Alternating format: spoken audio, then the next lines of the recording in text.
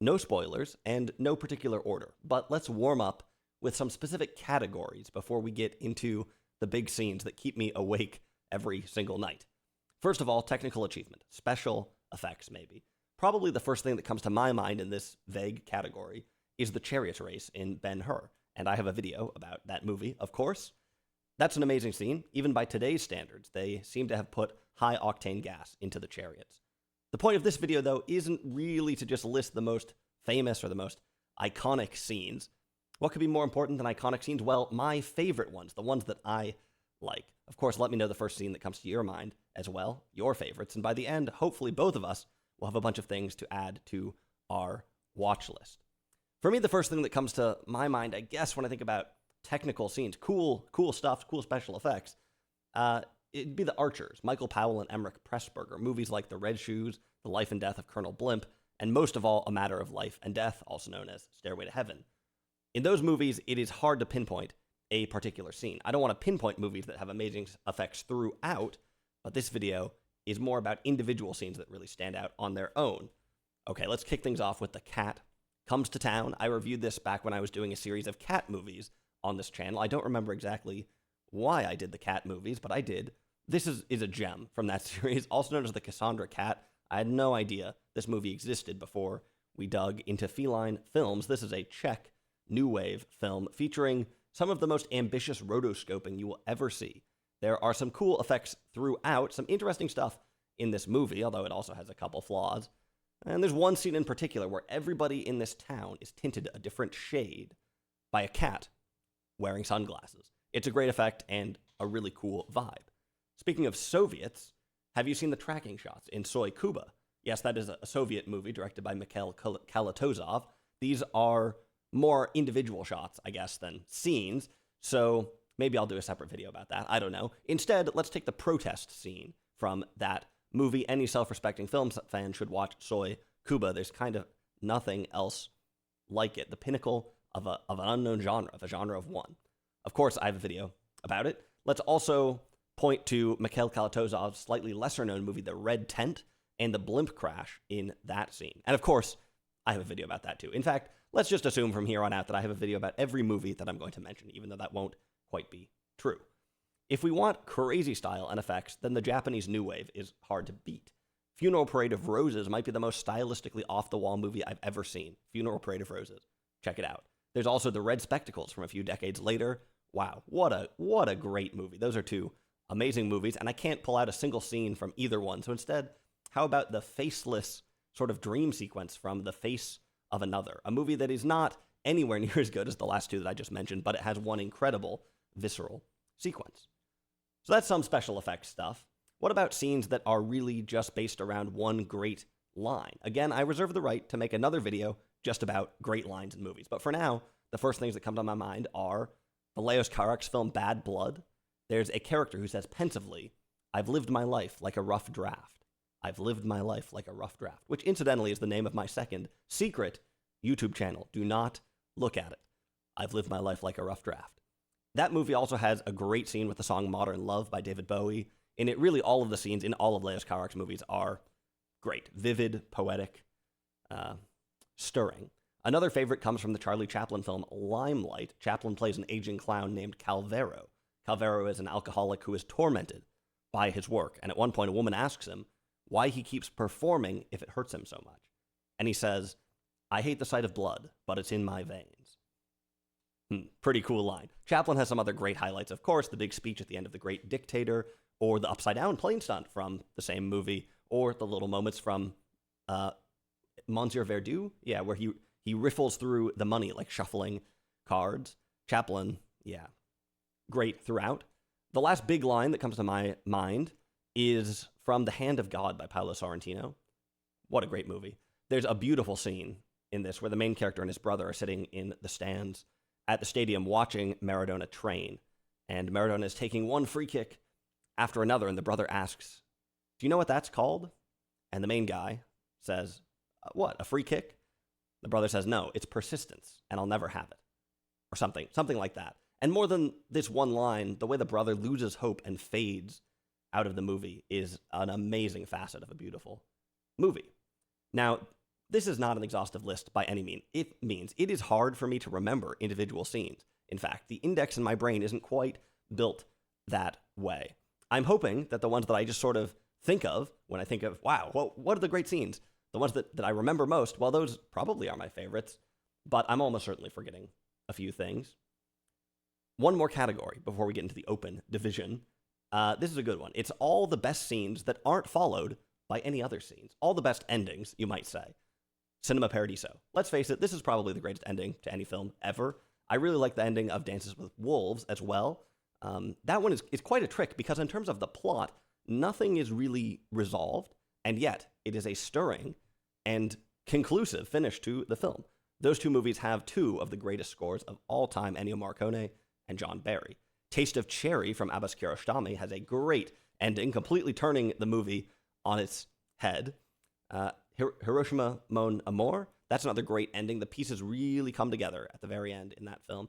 Merry Christmas, Mr. Lawrence has an incredible and a very interesting ending. There's more going on here than it might at first seem. I have a video about Merry Christmas, Mr. Lawrence, but I kind of whiffed on understanding the true depth of Nagisa Oshima. I did 3 more of his movies on the channel and understood those a little bit better. Merry Christmas, Mr. Lawrence has a really moving ending, almost too cheesy. Nagisa Oshima is working on levels that we can barely understand, you and me. There's a lot to that one. I'd like to have something else from him on this list, but I'm not sure I can pick out a specific scene, although there are quite a few hair-raising and odd moments throughout his filmography. How about the ending of A Long Day's Journey into Night? Wow. Katharine Hepburn in a moment of piercing lucidity. What's the line? I fell in love with James Tyrone and was so happy for a time. That is what a great movie. Sidney Lumet, I think, directed it in 1962, something like that. That house where the film is set is on City Island, believe it or not, and it's still there, I think.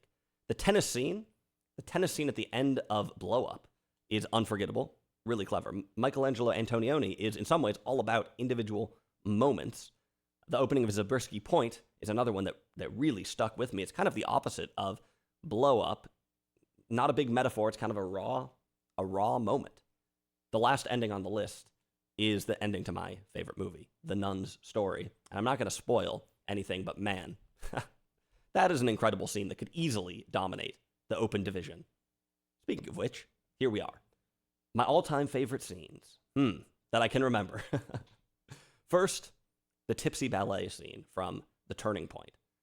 Sometimes a great scene is one that you would rather gouge your eyes out than watch. The concept here is simple. There's no violence or gore, and yet it is so hard to watch the grinding of the gears, the suspense of a performance that could go wrong. It is so tense. There's other movies with a similar performance dynamic. Nashville has a really bad performance in it.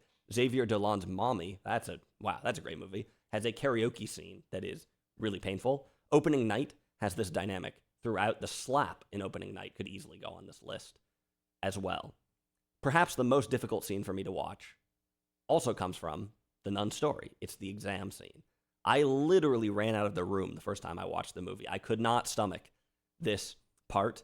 And again, it's not graphic at all. By the way, if you want a great scene that is graphic, go watch the beach scene in The Tin Drum. Anyway, back to The Nun's Story. I have an exclusive scoop about this unbearable exam scene. You won't find this information anywhere on the internet or in any book. Here we go. Fred Zinnemann tried to cast another actress as the sister involved in this scene. But she said the part was so cruel that she wouldn't do it. She turned him down. She said she would have played any other character, but she couldn't imagine doing that. I'm being a little bit vague here on purpose, but the full story will eventually appear in my enormous Nun's Story project.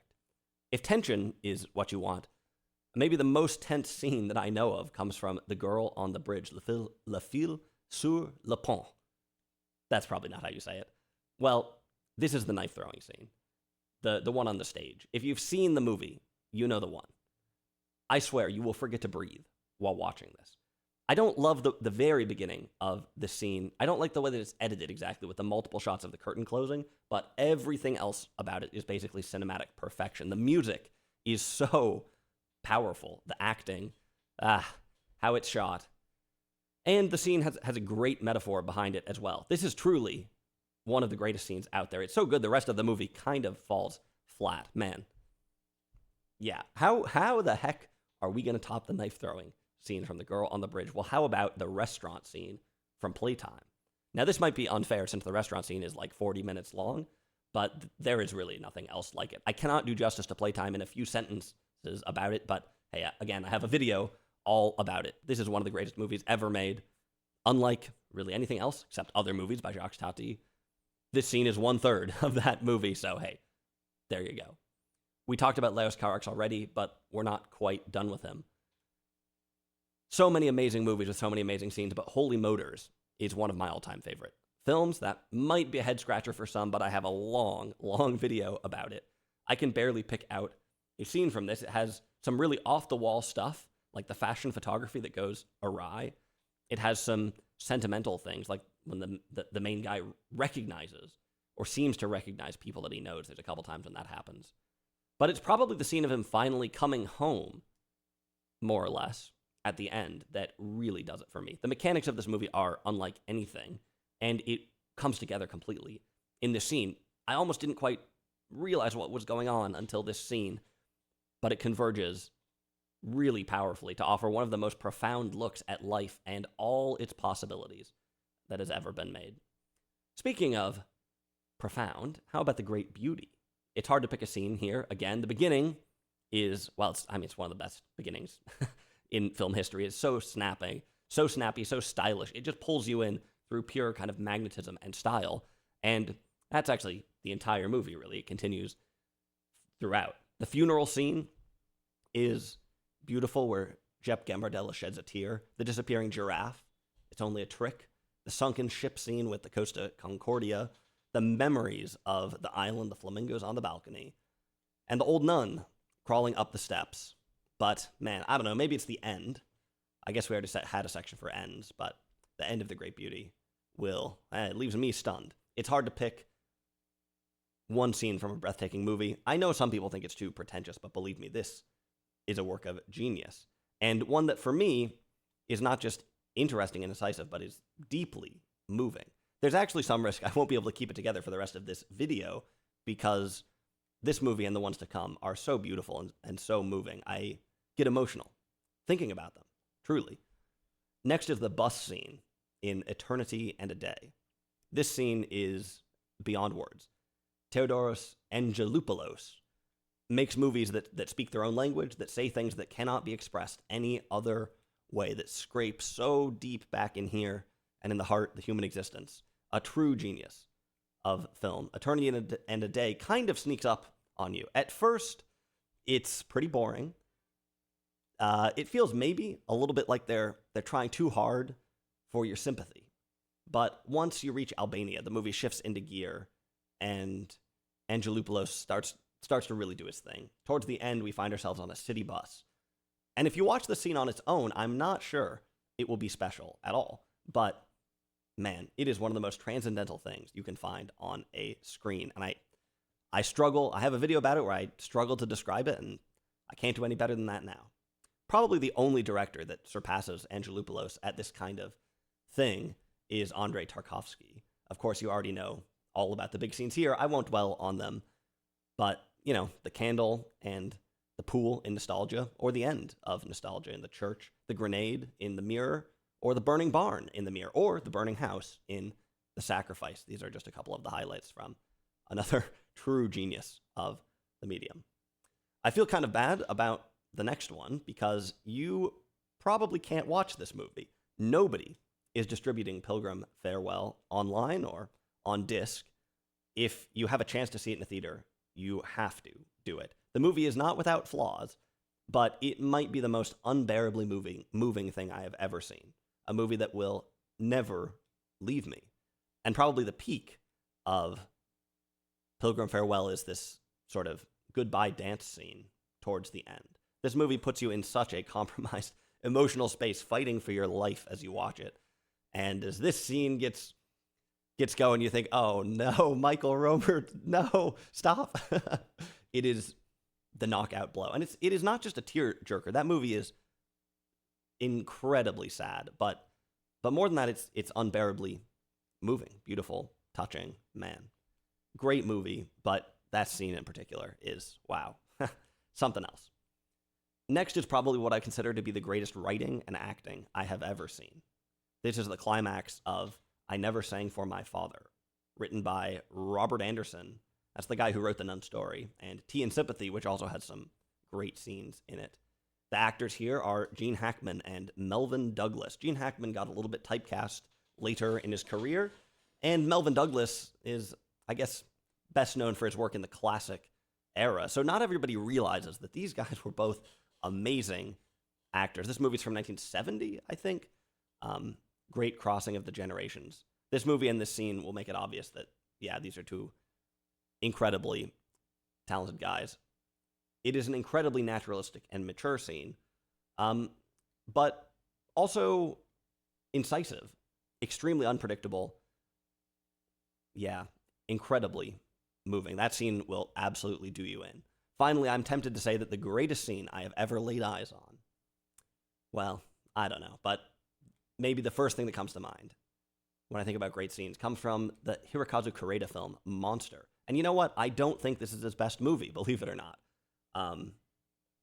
Throughout the film, we keep hearing this distant sound, this mysterious sound. It sounds kind of like a foghorn. Eventually, you're going to learn what this is. And I'm not going to spoil it here. Just go watch the movie. This scene, it's not just what it happens to be, the revelation of the mystery, but the other things about this scene make it, possibly the greatest that I've ever seen. But, man, I don't know. It's hard to separate any of these things. I think that's all I've got for now. I'm already thinking of a ton of stuff that I missed. In some ways, this feels like just sitting around and talking about cool movies, right?